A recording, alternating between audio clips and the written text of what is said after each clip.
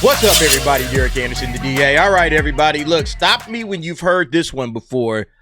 Disney acquires a major studio that had multiple years of success, and then once they acquire them, they proceed to run them into the ground. All right? It's a tale as old as time. It's now coming upon Pixar. It's been coming to Pixar for a while now, but we've seen that with, obviously, Star Wars. We've also seen that with Marvel. Now Marvel is starting to feel the same effects. Pixar was a little bit longer in coming. All right, you guys know that Disney acquired Pixar back in 2006. So in 2006, they pick up Pixar. Pixar was still doing relatively well over the first 10 years, but slowly but surely, people started checking out of Pixar because, again, it's Disney, all right? Disney's gone to Disney, and Disney's going to destroy properties to the point that now Elio is on track to earn $27 to $34 million for its domestic box office opening weekend. Some folks are saying it could be as low as $20 million. It just depends on how things shake out over the weekend. Now, you guys already know if you watch my channel, I got conned into going to Elio, all right, by my audience, and that's fine, man. I'm gonna have a good time with it anyway. I'll be doing an out of the theater reaction to that, so look for that coming up later on today. But yeah, there's been a lot of problems with Elio. Okay, the Elio problems, they've been documented. Now, World of Real quotes a $300 million budget, which, if true, would be absolutely insane for an animated movie. That would be absolutely insane. But more people are coming back and saying, no, the $300 million isn't correct. It's more like $150 million. That's how much they spent before print and advertising. And that might be the case. But even if that's the case, to make $27 million to 34 on your opening weekend, that's terrible. Again, this is Pixar we're talking about. Pixar, the gold standard when it comes to animated movies. Like, they set a standard that nobody's ever going to come close to. From back in the day when you started talking about Toy Stories and The Incredibles and Cars and all the various movies that they used to have. And now this company is to the point where they can't even get $20 or $30 million. They're barely scraping over $20 million for an opening weekend for a Pixar movie. This shows you that families have said, you know what? We don't trust this shit no more. Families would absolutely flock in to watch these movies, and they would make a ton of money.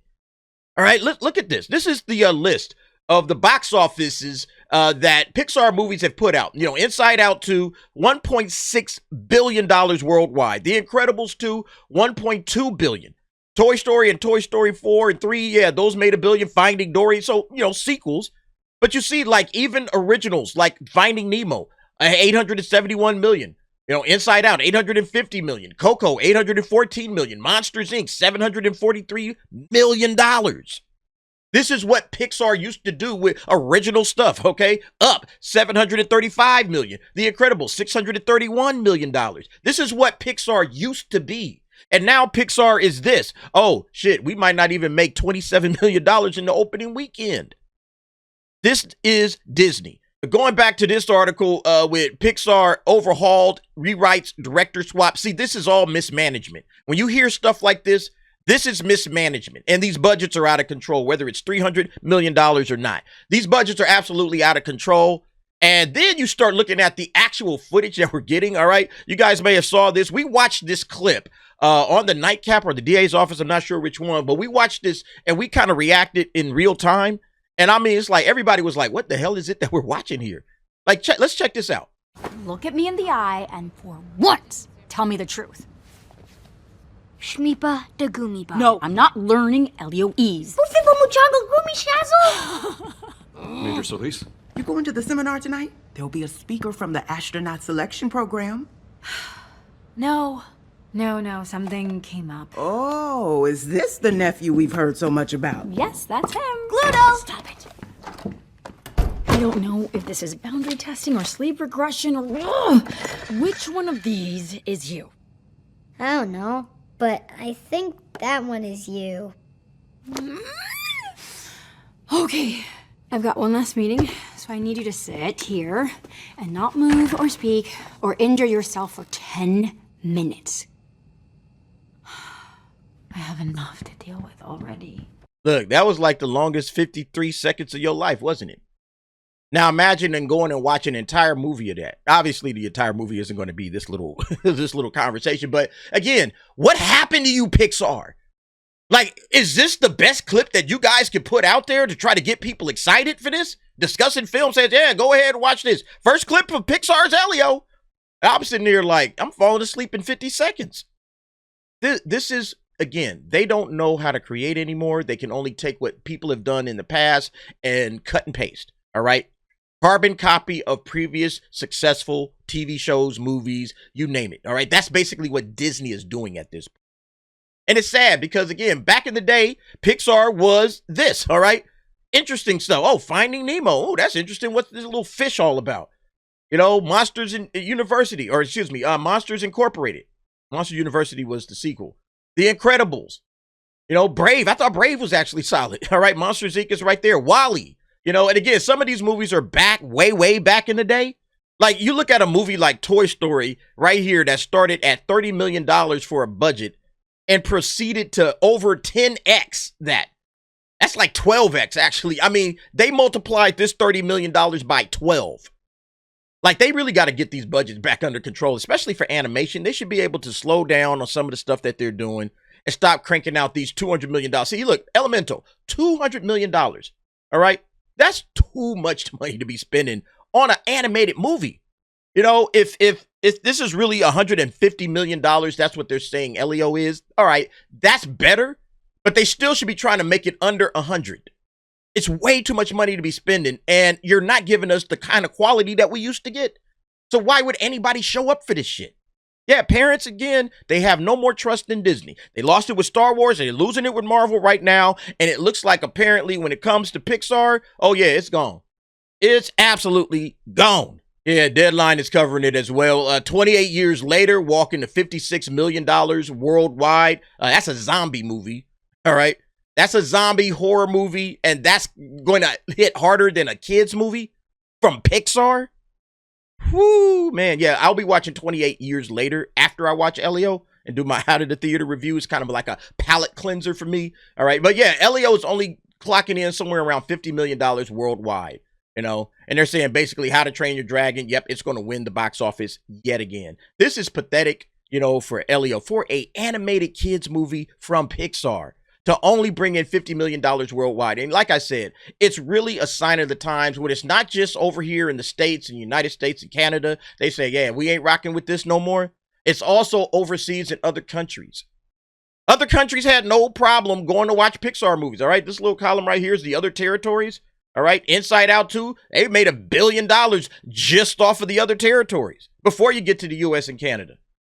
And yeah, for the most part, everybody was like, yeah, good. You know, it's pretty, you know, it's a little top heavier over in the international waters.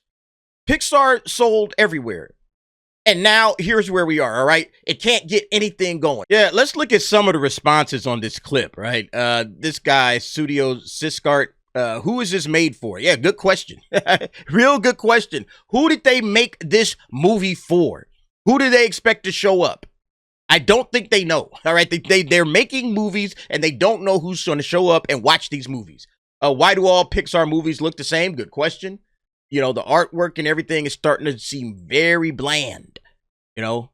Like in the beginning of Pixar, things always had like a different feel and look. Toy Story looked different than Bug's Life, looked different than Cars, looked different than The Incredibles. Everything was different. Now it's all kind of like this bland malaise, all right? Everything looks the same. Am I the only one that's rolling my eyes at this blatant symbolism? Nope, you're not. All right.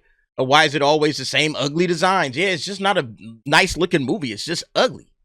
You know, again, these are the problems that Pixar has been having. And again, all under Disney's regime. This isn't a very appealing scene. Couldn't they have picked something better to market themselves with? Yeah, exactly. Like, who made that decision? Yeah, let's have this woman, like this. Let's have this chick and this kid arguing in the hallway, going inside the office, arguing some more. Is this supposed to be endearing? Like, I'm supposed to want to watch the movie because it is? I said the exact same thing when it came to the Superman trailer. Superman and Lois arguing, that's not a look you want to sell in a trailer. It can be in the movie. This can be in the movie. That's fine. But this isn't good marketing, in my opinion. Don't market stuff like this. You know, unless this is like the 30th piece that you're doing. It's like, all right, this ain't the first clip. This is the 30th clip. This is the first clip from Elio.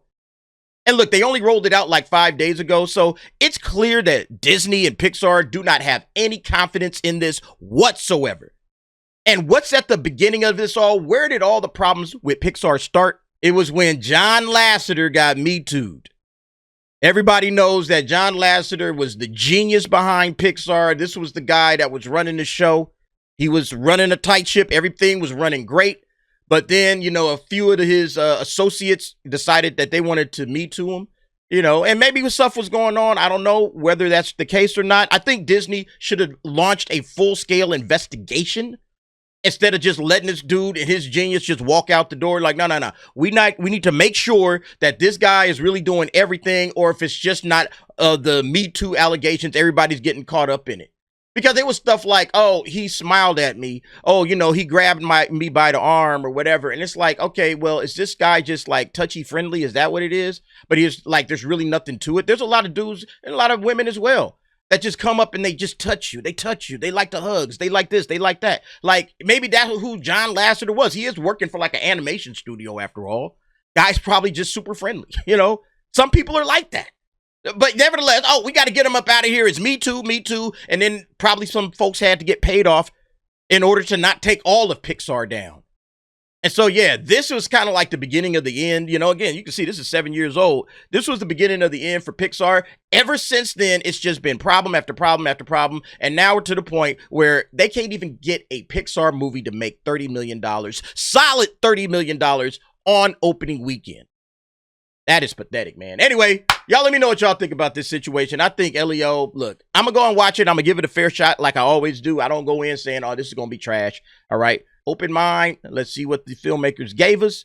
But, you know, like with this one, I don't have very high hopes. I've already heard it's one of the worst things that Pixar has ever done. But we'll see. I'll give my Out of the Theater review. Look for that in a couple of hours. But you guys let me know what y'all think. Go ahead, jump down in the comments. Give me your thoughts and opinions on that.